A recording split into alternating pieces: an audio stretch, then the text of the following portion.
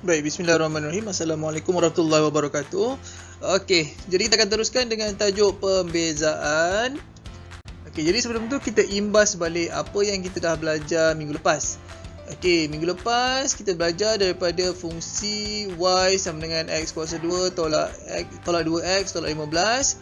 Kita boleh cari fungsi kecurunan. Okey, fungsi kecurunan iaitu kita cari dy dx.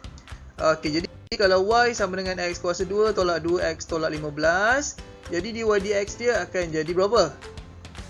Okey, so x kuasa 2 tolak 2x tolak 15, dia akan jadi 2x tolak 2. Okey, so 2x tolak 2 adalah dy dx.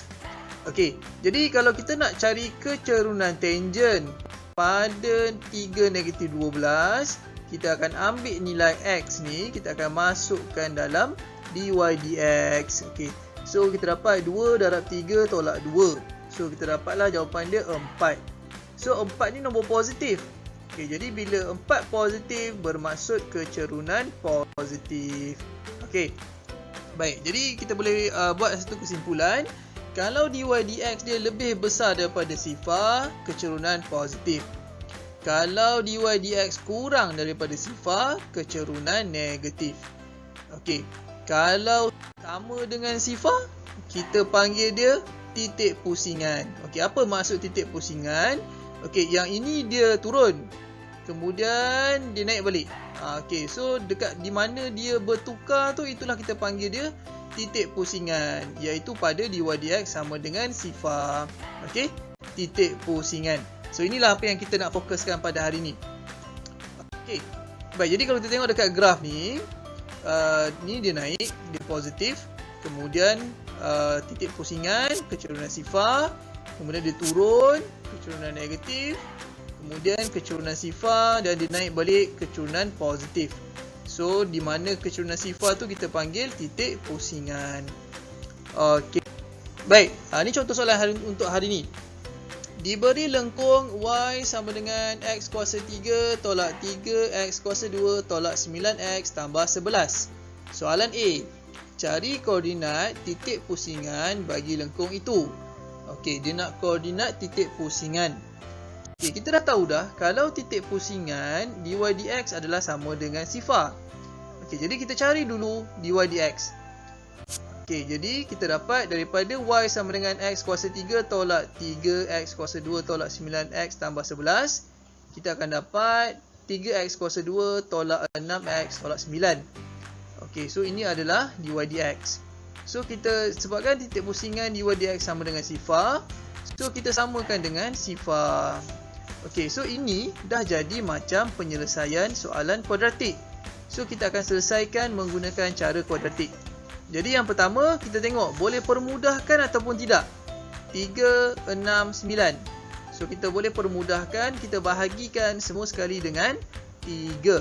So kita akan dapat sifar sama dengan x kuasa 2 tolak 2x tolak 3.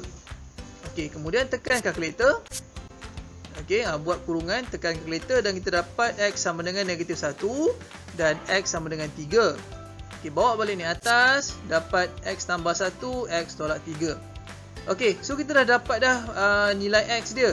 Okey, soalan tadi dia minta koordinat. So kalau koordinat dia mesti ada x dan juga mesti ada y. Okey, nak cari nilai y, kita akan ambil nilai x yang kita dapat tadi, kita masukkan dalam persamaan yang asal. Okey, so kita gantikan negatif 1 dalam x. So kita akan dapat y sama dengan negatif 1 kuasa 3 tolak 3 darab negatif 1 kuasa 2 tolak 9 darab negatif 1 tambah 11. Okey, yang ni tekan kalkulator lah, selesai macam biasa. So yang ini akan dapat jawapan dia 16. Okey, jadi koordinat yang pertama adalah negatif 1, 16. Okey, sekarang kita cari untuk x sama dengan 3 pula. So kita buat benda yang sama, masukkan, dan kita akan dapat jawapan dia negatif 16. Jadi koordinat dia adalah 3, negatif 16. So dua-dua ni adalah koordinat titik pusingan. Okey, jadi soalan A dah selesai. Okey, cari koordinat titik pusingan bagi lengkung itu. Okey, so ni dah selesai. Okey, soalan B. Okey, tentukan sama ada setiap titik pusingan itu adalah titik maksimum ataupun maksimum. Okey. Untuk menentukan titik maksimum ataupun minimum, okey, tadi kita dah tahu dah. Titik pusingan adalah apabila dy dx sama dengan sifar. Okey, titik maksimum, yang ini kita gunakan pembezaan peringkat kedua. Okey, kalau pembezaan peringkat kedua kurang daripada sifar, maksudnya dia titik maksimum. Kalau pembezaan peringkat kedua lebih besar daripada sifar, dia adalah titik minimum. Okey, jadi dia terbalik dengan kecerunan tadi. Kalau kecerunan dy dx positif, kecerunan positif. Tapi untuk titik maksimum ni dia terbalik. Kalau pembezaan peringkat kedua kurang daripada kosong ataupun negatif, dia maksimum. Okey, dia terbalik. Okey, jangan tersilap lah. Okey, dia terbalik. Okey, so tadi kita dah dapat dah dua titik pusingan, negatif 1, 16 dan 3, negatif 16. Okey, sekarang ni kita nak tentukan sama ada dia maksimum ataupun minimum. Okey, so kita akan buat pembezaan peringkat kedua. Okey, ini adalah pembezaan peringkat pertama yang kita dah buat tadi. So kita bezakan sekali lagi. Kita dapat 6x tolak 6.